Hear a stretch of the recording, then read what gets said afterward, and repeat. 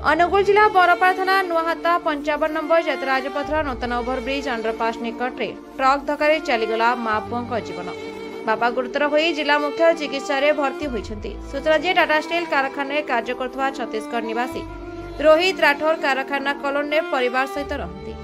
आज अपराह समय बाइक जोगे स्त्री मनीषा राठौर और 4 वर्षर पुआ हर्षत राठौर को नहीं बरपाड़ा अभिमुखे आसुवा बेले पछरु आसुवा एक कोइल बोझे ट्रक बाइक को धक्का देवा सहित बाइक उपरे चढ़ाई देथिला, जहाफल घटनास्थल ही श्री मनीषांकर मृत्यु घटिला।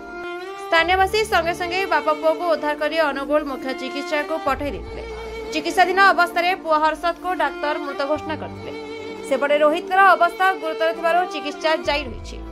घटनास्थल बरपाड़ा पुलिस पहुंची ट्रक को जब्त करथिबा बेले चालक फेरार हो जाइछि।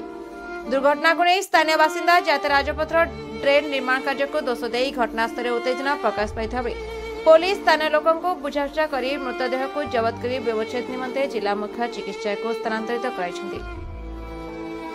ब्यूरो रिपोर्ट दामन टीवी न्यूज।